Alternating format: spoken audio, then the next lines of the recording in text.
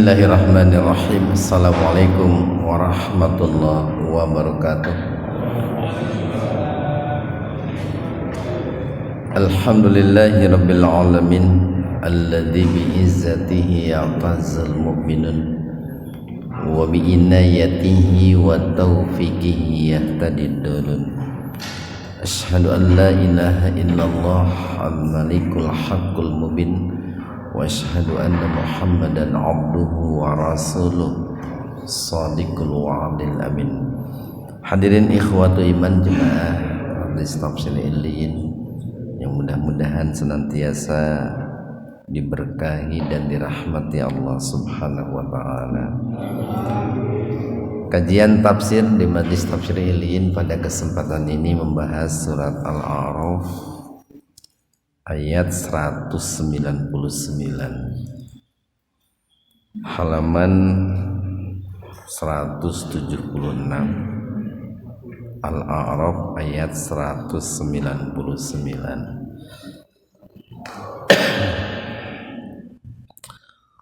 Khudhil afwa, asalnya itu dzanya disukun itu Pak. Asalnya itu khud ya.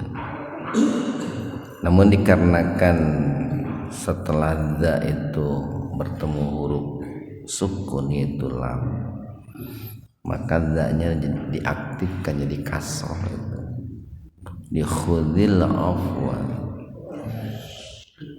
Asalnya itu khud itu artinya itu ambil itu. Ambil. Nah, mafhum mukhalafah dari ambil itu makna kebalikan dari kata mengambil itu adalah memberi. Jadi kalau untuk memudahkan pemahamannya itu diterjemahkan dengan terjemahan makna, bukan terjemah harfiah, bukan. Jadi kalau dipahami khudil afwa, ambillah maaf, itu kan agak susah dipahaminya Pak. Jadi terkesan Rasulullah meminta maaf kepada mereka. Itu kalau diartikan secara letterlek begitu.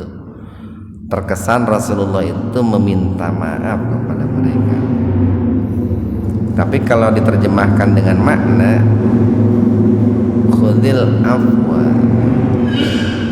berilah mereka maaf, wahai Muhammad, berilah mereka itu maaf. Itu adalah perintah Allah kepada Rasulullah sallallahu alaihi wasallam. Seperti yang dikatakan oleh seorang ulama yang bernama Abdurrahman bin Zaid.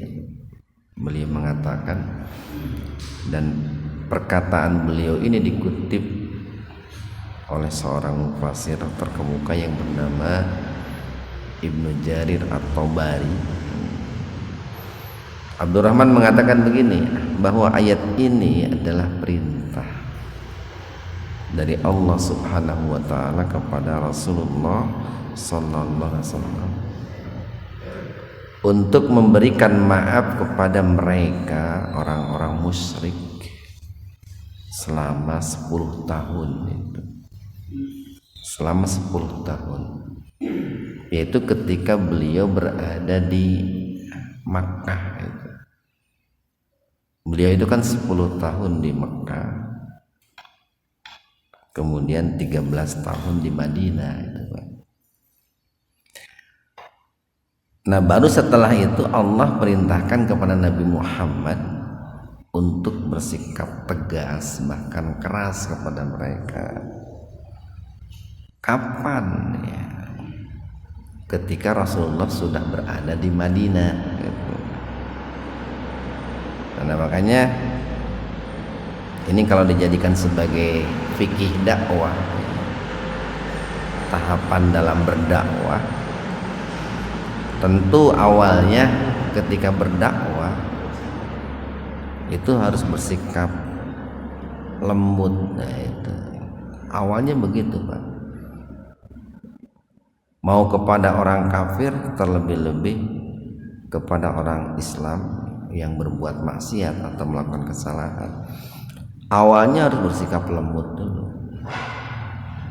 dan itu dilakukan dalam waktu yang cukup panjang, Pak, dengan berbagai macam pendekatan, berbagai macam metode. Baru kalau sudah dirasa cukup ya, dengan berbagai macam cara tidak mempan, itu baru gunakan dengan cara yang tegas, bahkan mungkin dengan keras gitu. Itu kalau melihat bagaimana metode dakwah Rasulullah sallallahu alaihi wasallam seperti itu. Jadi jangan langsung keras atau bisa kalah labur lah begitu. Jadi berilah mereka itu maaf gitu. Di sisi lain, waktu itu kan Rasulullah di Mekah, kondisinya itu dalam keadaan lemah, Pak. Jadi jumlah umat Islam, para sahabat yang masuk Islam itu kan sedikit, itu jumlahnya sangat sedikit. Jadi dilihat dari berbagai aspeknya itu memang umat Islam lemah pada saat itu. Berbeda dengan kondisi umat Islam pada saat di Madinah, itu sudah kuat gitu. Bahkan orang-orang kafir, khususnya orang Yahudi, tidak berani terang-terangan memusuhi Rasulullah pada saat beliau sudah berada di Madinah. Nah, untuk mencapai posisi kuat itu kan perjuangannya panjang gitu, panjang. Kemudian ujian-ujian, penderitaan-penderitaan yang dihadapi oleh Rasulullah pun cukup berat atau sangat berat. Baru setelah berada di Madinah, nah itu Rasulullah, para sahabatnya itu memetik hasil dari perjuangannya itu. Jadi berilah mereka itu maaf dalam arti begini: melihat kemusyrikan yang dilakukan oleh orang-orang musyrik yang ada di Mekah.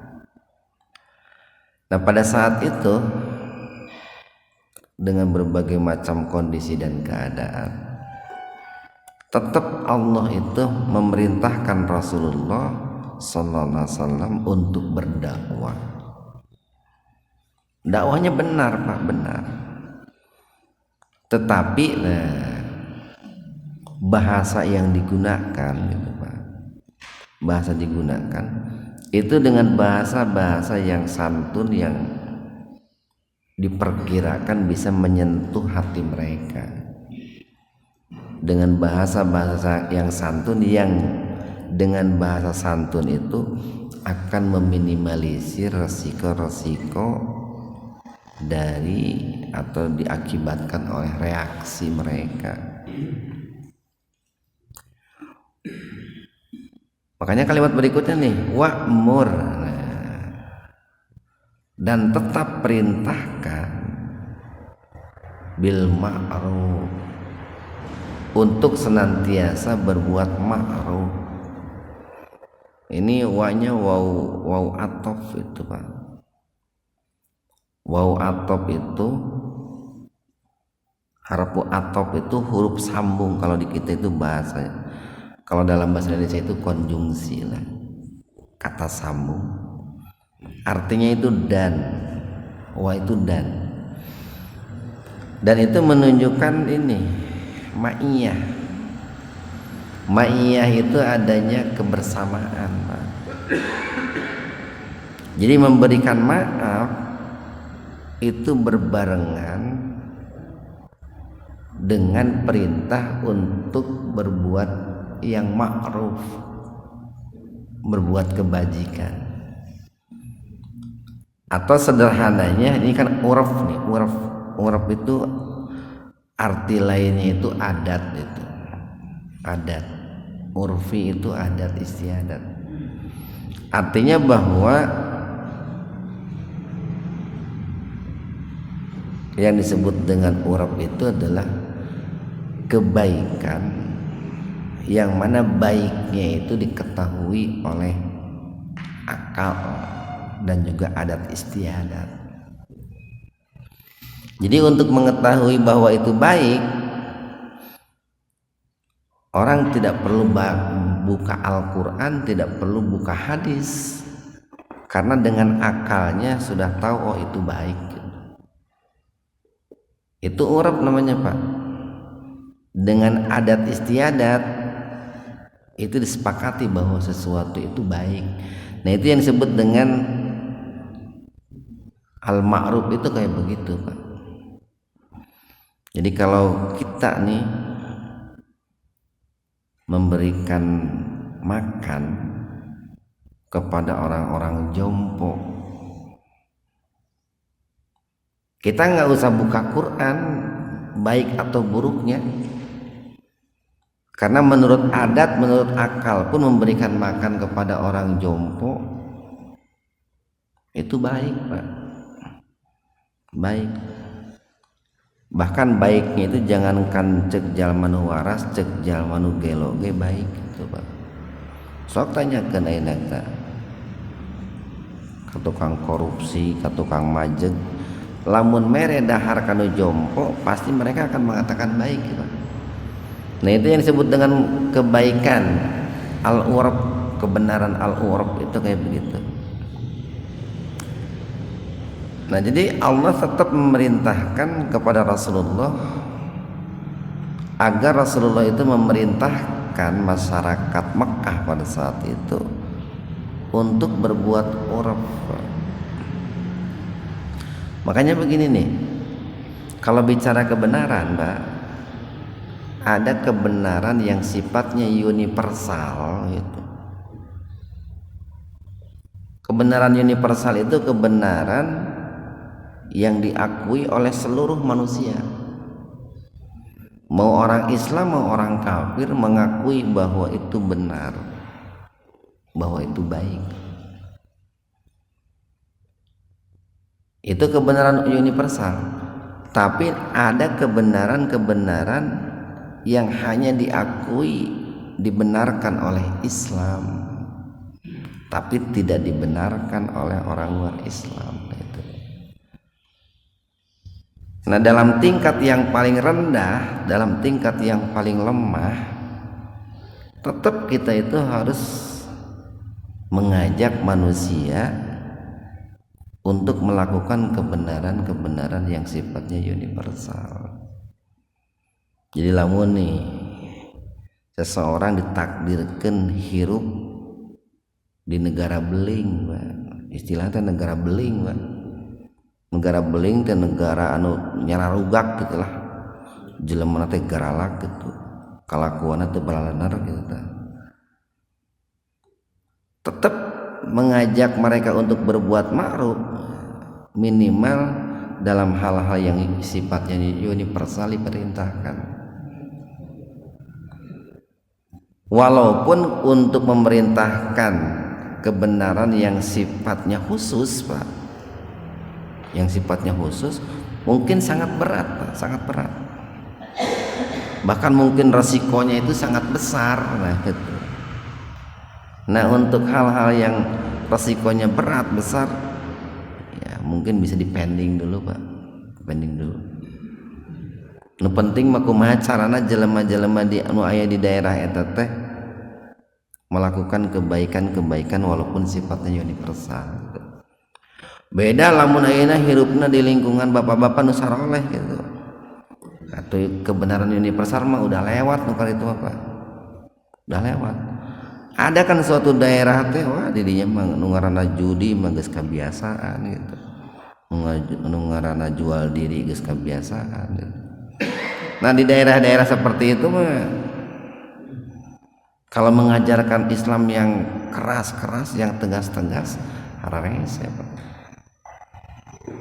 Tapi tetap kita diperintahkan untuk mengajak mereka minimal melakukan kebaikan-kebaikan, kebenaran-kebenaran yang sifatnya universal. Kebenaran yang dipercaya itu begini Pak, kan semua agama nih Pak, semua agama itu mengajak manusia itu untuk berbuat baik. Nah itu kebenaran universal Pak. Tetapi ada perbedaan nanti nih Pak, ada perbedaan yang sangat jelas Pak, sangat kontras antara Islam dengan luar Islam itu. Nanti ada perbedaan itu, di mana ada kebenaran yang sifatnya khusus itu, yang hanya dikatakan benar menurut Islam tapi tidak dikatakan benar menurut orang luar Islam. Nah nukarar itu bukan kebenaran universal, kebenaran yang sifatnya khusus itu, khusus menurut ajaran Islam berdasarkan Al-Quran dan As-Sunnah. Kemudian yang ketiga nih, wa'arid, ini sama menggunakan waw gitu, huruf atau. Wa'arid, dan berpalinglah engkau Muhammad, perintah Allah nih kepada Rasulullah, dan berpalinglah engkau wahai Muhammad anil jahilin, dari orang-orang yang jahil gitu Pak. Jadi 3 perintah nih di ayat 199 ini, dan semuanya itu menggunakan atau. Jadi sekalipun kita diperintahkan untuk mengajak mereka berbuat ma'ruf, kita jangan ikut-ikutan buruk Pak. Jangan ikut-ikutan melakukan keburukan-keburukan, kemungkaran-kemungkaran yang mereka lakukan. Kan sok aya geuning di kita naon tanya siga nu bener ungkapan teh, tapi salah. Kayak begini, kalau ingin menyadarkan maling harus jadi maling dulu, salah ya Pak. Kalau gitunya, kalau ingin jadi maling gitu, atau kalau ingin menangkap maling harus jadi maling dulu, ya salah gitu. Kalau ingin menyadarkan PSK harus jadi PSK dulu, ya salah. Tetap Pak, kita harus berpaling dari kejahilan-kejahilan, kebodohan-kebodohan yang mereka lakukan gitu. Nah jadi dulu luar biasanya Allah mengajarkan kepada Rasulullah, ketika kita berdakwah itu tetap sopan santun harus digunakan, mengajak kepada kebajikan juga harus tetap dilakukan, sekalipun menghadapi orang anu sangat parah gitu. Dan kita tetap harus menjaga batasan. Jangan sampai kita itu terbawa arus mereka gitu. Jangan sampai kita itu ikut-ikutan mereka.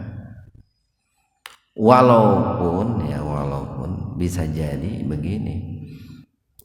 Bisa jadi kalau diibaratkan Pak, hari ini orang mengajak manusia kepada kebenaran itu seringkali itu ibarat menabur 1 sendok gula ke lautan samudra gitu. Moal karasaeun Pak. 1 sendok gula Pak dicampurkan kana laut, moal karasaeun. Tapi tetap si gula itu harus tetap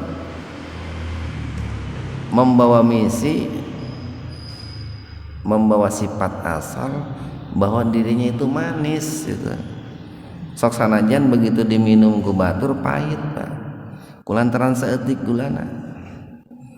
Artinya bahwa kita itu ketika berdakwah itu sekalipun berada di lingkaran orang-orang yang menyimpang, ya kita jangan ikut-ikutan menyimpang gitu. Ini cukup begini nih, umpamanya nih ada suatu daerah itu sarang preman gitu, sarang preman. Ya kita ngejak ketika berdakwah, walaupun tidak punya kekuatan untuk mencegah mereka dari berjudi gitu Pak ya, dari mabuk-mabukan, ya kita jangan ikut judi, jangan ikut mabuk gitu. Berpalinglah dari mereka. Nah, keberpalingan itu kan akan menimbulkan reaksi. Mereka akan mikir, kenapa sih eta geuning tara milu judi gitu. Itu dengan mikirnya itu diharapkan ada di antara mereka itu yang merenung, yang berpikir, kemudian kembali kepada jalan yang benar. Walaupun tentu berat gitu Pak, berat. Kan sering diibaratkan begini, lamun asup dunia politik cina, malaikatnya bisa jadi iblis cina gitu. Kan sok istilahnya gitunya Pak. Saking geus parahna ta kondisi di dunia perpolitikan tuh sampai ada istilah seperti itu. Jalma soleh gen bakal leungit kasolehanana teh. Tapi bukan harus dibenarkan Pak. Ungkapan itu bukan harus dibenarkan. Bukan orang ketika terjun ke dunia politik milu garelo, tetap harus membawa misi bahwa dirinya itu ingin memberikan pencerahan dalam dunia perpolitikan itu. Cuman nyata jarang gitu Pak, jarang orang yang tetap eksis itu, mempertahankan kesolehannya. Ayat 200, wa imma, wa dan imma adapun yang zagonnaka, yang zago itu ini menggoda, senantiasa menggoda, menyesatkan ka engkau minas syaiton, ya, daripada setan. Jadi dan adapun godaan-godaan yang senantiasa dibisikkan, dilancarkan kepadamu wahai Nabi Muhammad daripada setan. Jadi an-nazgu itu Pak, an-nazgu itu adalah bisikan-bisikan yang mengajak kepada keburukan. Banyak Pak bisikan-bisikan yang mengajak keburukan. Umpamanya memunculkan keraguan-raguan gitu Pak terhadap ajaran Islam. Itu bisikan setan. Benar gitunya. Hari hukum waris dalam Islam teh 1/2, itu kan bisikan setan untuk meragukan kebenaran Islam Pak. Banyak tuh. Nah ketika datang muncul godaan-godaan setan seperti itu, baik setan bangsa jin, terlebih-lebih setan bangsa manusia, maka Allah perintahkan nih. Dulu kan di Mekah itu banyak orang-orang banyak setan-setan yang berbisik kepada Rasulullah untuk melakukan kesalahan-kesalahan, untuk meninggalkan dakwah, untuk melakukan penyimpangan-penyimpangan. Ya, kalau kepada Rasulullah saja seperti itu, apalagi kepada kita Pak, kepada kita. Mana ngaranna berbuat yang ma'ruf, beramal soleh, sudah pasti godaan setannya itu banyak. Semakin soleh, semakin gede juga setannya. Kan diimbangi atau diimbangi. Ayeuna kan moal mungkin Pak, orang seperti bapak-bapak digoda ku setan anu kelas SD, moal mungkin. Ya kan keislamannya sudah senior gitu. Maka si setan itu dengan kelicikannya akan mengirimkan juga utusannya untuk menggoda itu dengan yang senior juga. Terlebih-lebih kalau orang sedang sakaratul maut, Pak, itu lain setan kelas teri nu dikirim lain. Kenapa ini babak penentuan nih? Orang yang sedang sakaratul maut itu babak penentuan yang akan menentukan apakah dia itu husnul khotimah atau su'ul khotimah. Sementara kondisi orang yang sedang sakaratul maut itu adalah kondisi di mana seseorang itu dalam posisi yang sangat lemah, Pak. Posisinya sangat lemah, setan yang dikirim sangat kuat. Berat ya, Pak. Berat. Makanya kalau orang sedang sakaratul maut itu kenapa harus ditalkin, Pak? Ditalkin itu diajarkan untuk mengucapkan minimal kalimat la ilaha illallah atau minimal kalimat Allah. Karena itu setanan jadinya loba pisan eta. Setanna kararuat itu. Apa nih perintah Allah kepada Rasulullah? Fasta'id, maka mintalah perlindungan billahi, kepada Allah Subhanahu wa taala. Kenapa diperintahkan minta perlindungan? Karena kita ini lemah, Pak, lemah. Kan begitu, Pak, logikanya. Orang minta perlindungan karena lemah. Oh, kira ada seseorang yang dianiaya. Kalau dia kuat, mau minta perlindungan ke batur, dihadapi ke sorangan. Tapi kalau dia lemah, maka dia akan minta perlindungan. Ini banyak nih, Pak, orang-orang yang tidak bersalah, tapi kulantaran rakyat jelata, teu harta teu tahta, tidak berdaya menghadapi persoalan hukum.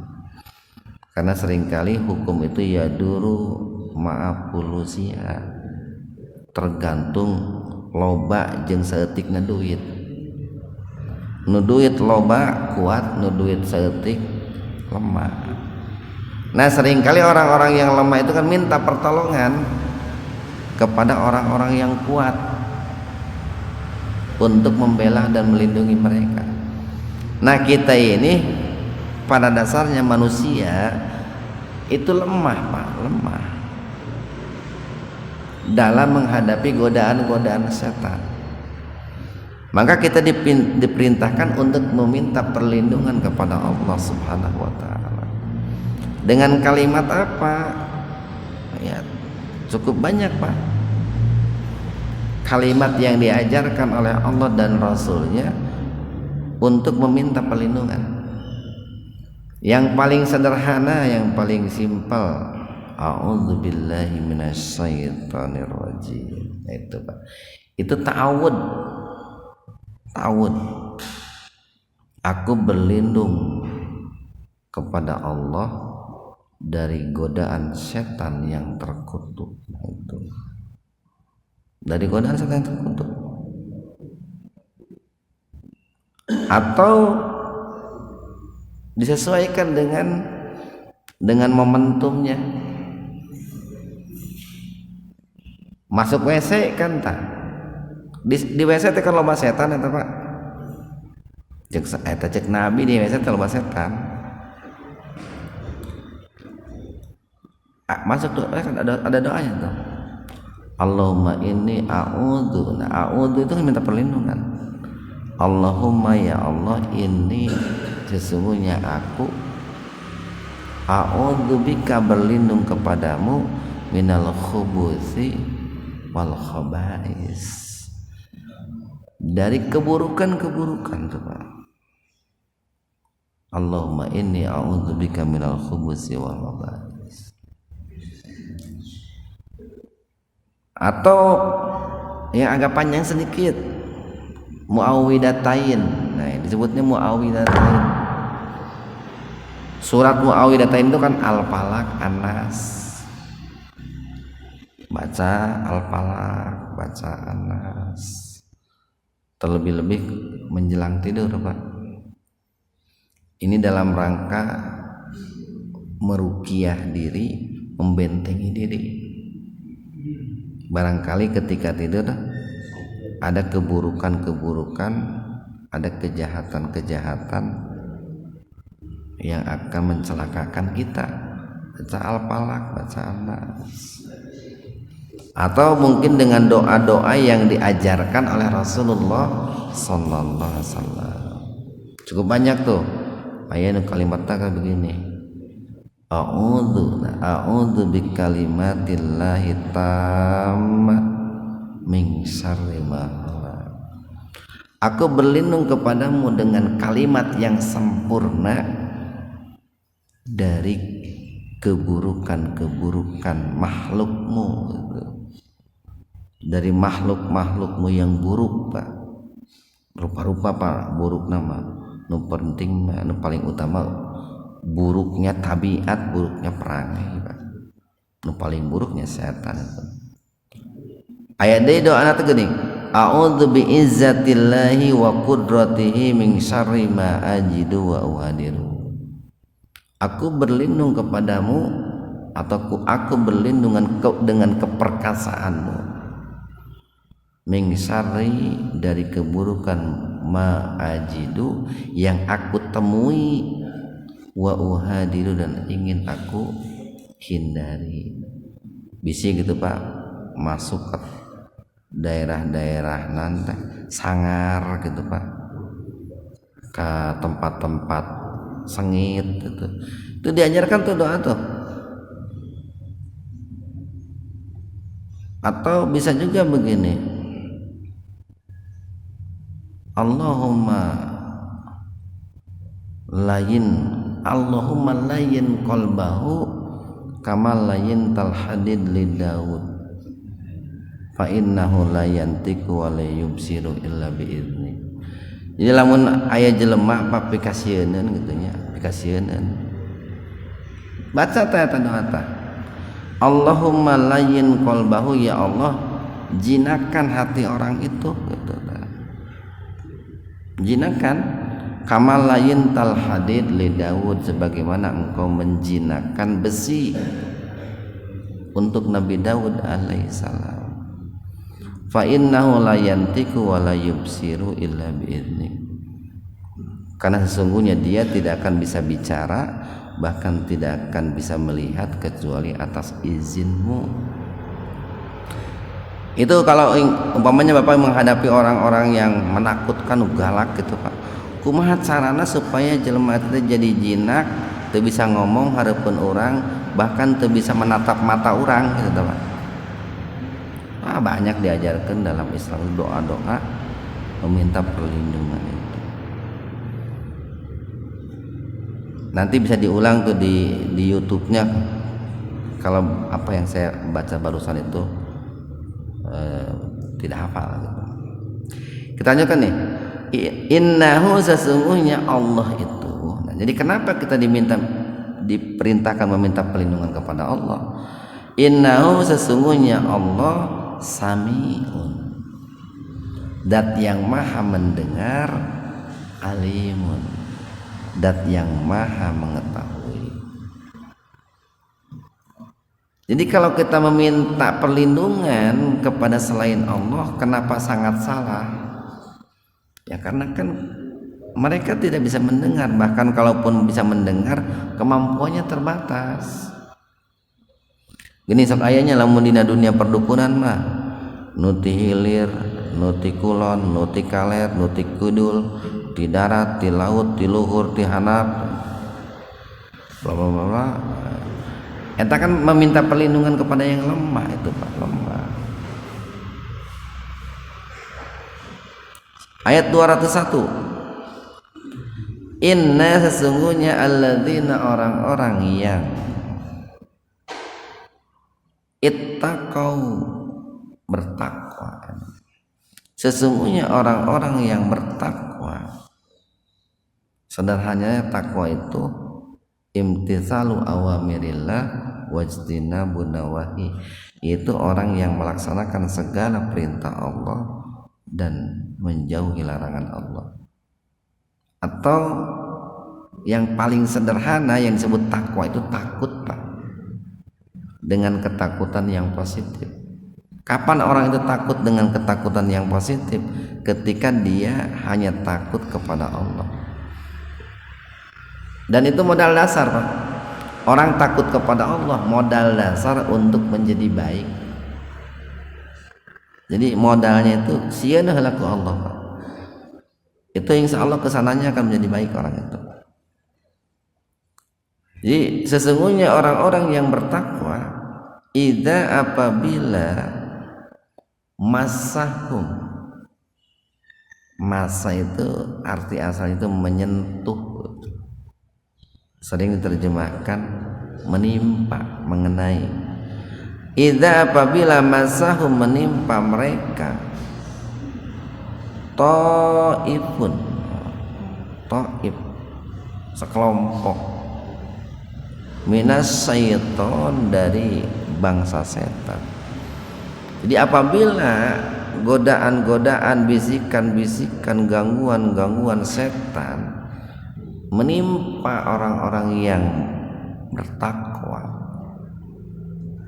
barangkali orang yang bertakwanya itu dalam kondisi lengah gitu, Pak.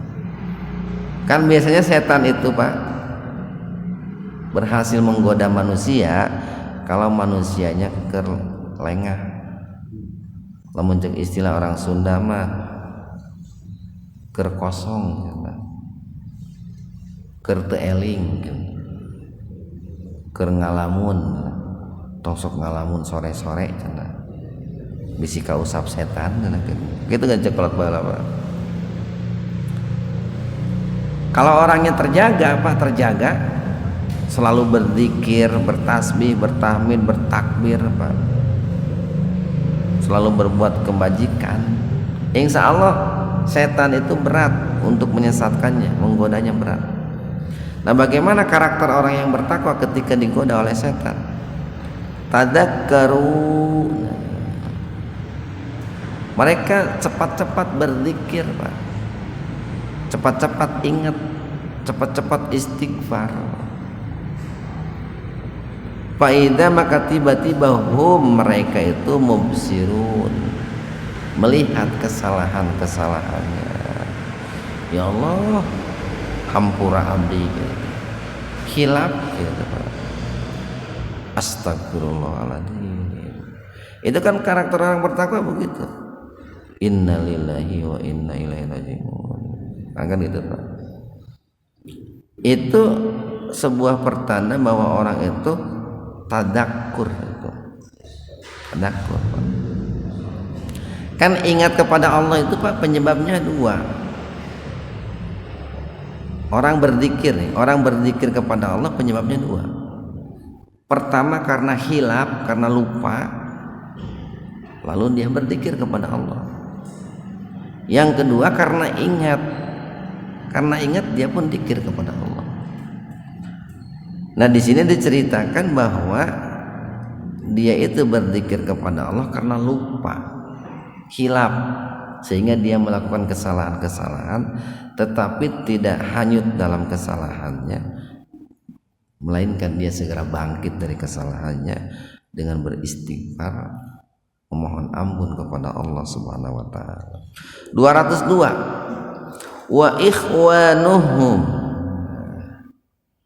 dan saudara-saudara mereka, sahabat-sahabat mereka, yamuddunahum, mada yamuddu itu menanamkan angan-angan gitu, Pak. Senantiasa menanamkan angan-angan atau memperpanjang angan-angan. Siapa saudara-saudara mereka itu? Mereka di sini, pahum di sini kembali kepada setan. Dan sahabat-sahabatnya setan, saudara-saudaranya setan, siapa? Ya setan bangsa manusia, Pak. Orang-orang kafir, orang-orang musyrik, orang-orang munafik, itu ikhwannya setan. Jadi ikhwan pisayatin, kan ayat ikhwanu fiddin gitu, ikhwan pillah gitu Pak. Ada ikhwan pisayatin, persahabatan yang dibingkai dengan kejahatan-kejahatan. Nah itu senantiasa memberikan angan-angan atau mendorong Pak, mengajak fil ghayyi, untuk melakukan kesesatan. Summa kemudian layuk sirun, kosor itu kan pendek Pak, sholatnya dikosor, diringkas, diperpendek. Duhur jadi 2, asar jadi 2, isya jadi 2, tapi maghrib entok hiji setengah. Maghrib mangger 3 gitu, subuh anggar 2 tuh bisa. Nah, jadi arti asalnya yuksirun itu pendek, dimaknai berhenti. La yuksirun, tidak berhenti. Jadi saudara-saudara setan, nah ini innal mubadzirina kanu ikhwana sayatin. Nah ini Pak, surat naon tah? Sesungguhnya orang-orang yang suka berbuat tabzir, sesungguhnya mereka itu ikhwannya setan. Nah, sahabat-sahabat setan dari bangsa manusia, Pak, itu mereka akan senantiasa mengajak orang lain untuk berbuat ghayyi, berbuat dosa, berbuat kejahatan, dan tidak pernah berhenti. Kan lamun di pikiran ku akal orang nu sehat nu waras, aya jelema teh geuning nu bebeakan ngaluarkeun duit, kumaha carana supaya batur teh berbuat dosa. Kan ku urang mah teu kaharti Pak, ari urang mah boga niat lamun loba duit rek infak, rek sedekah, keur nanjeurkeun kahadean, itu kan urangnya. Tapi tong dikira loba jelema di luar anu loba duit, tapi duit teh digunakan pikeun nanjeurkeun kajahatan. Cek urang mah teu kaharti kan gitu. Batur mah loba duit teh keur neangan kahadean, ngumpulkeun pahala, tapi aya jelema loba duit teh keur ngumpulkeun dosa. Makanya saya sering mengatakan begini, masuk neraka aja perlu modal gitu, perlu biaya gitu. Nah kalau masuk neraka saja perlu biaya, apalagi masuk surga, mahal. Terakhir ayat 203, wa idza, dan apabila lam tidak ta'tihim, engkau datang kepada mereka. Engkau di sini Nabi Muhammad, him, mereka di sini adalah orang-orang musyrik. Apabila engkau wahai Nabi Muhammad tidak datang menemui mereka orang-orang musyrik, bi ayatin, dengan membawa ayat-ayat Allah, tidak turun wahyu gitu. Kalau mereka orang-orang musyrik itu berkata, laula, kenapa istabaitaha, engkau tidak membuat ayat itu sendiri gitu. Jadi serba salah Pak. Yang namanya orang musyrik, orang kafir, orang munafik itu serba salah menghadapi mereka itu. Mawa ayat-ayat Allah gitu ta. So agamis kali gitu ta. Lamun teu nyebutkeun ayat Allah si eta pohoeun euy cenah teu ngadalil poe ieu cenah gitu.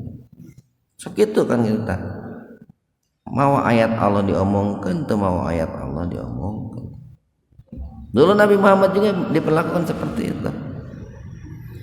Kul, jawablah olehmu wahai Muhammad, kata Allah, innama sesungguhnya attabi'u aku mengikuti ma segala sesuatu yuha yang diwahyukan ilayya kepadaku mir rabbi dari Rabbku.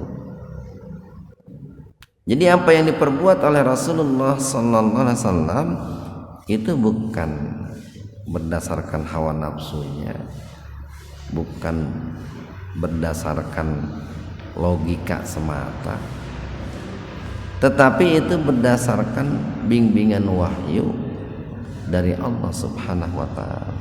Ini ayat dalil teh wa ma yantiqu anil hawa in huwa illa wahyu yuha.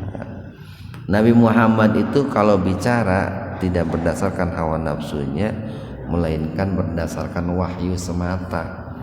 Makanya kan banyak tuh ayat-ayat soal. Ada orang nanya kepada Nabi Muhammad A, B, C, D dan seterusnya. Nabi Muhammad enggak langsung jawab, nanya dulu ke Allah. Baru kata Allah teh kul. Nah, itu. Jawab olehmu wahai Muhammad. Nah di sini juga nih kul. Jadi Nabi Muhammad nunggu instruksi dari Allah untuk menjawabnya. Nabi Muhammad begitu, menunggu instruksi dari Allah. Nah kita pun mestinya begitu. Bagaimana caranya? Ya usahakanlah.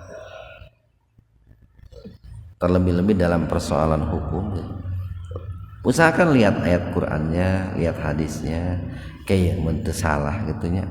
Asa pernah maca gitu dina surat anu ayat sekian. Kayak sakedeung cuang buka gerak gitu. Tah, kapanggih kul gitu, Pak. Dikatakan oleh Muhammad, sesungguhnya aku ini mengikuti apa yang diwahyukan oleh Allah kepadaku.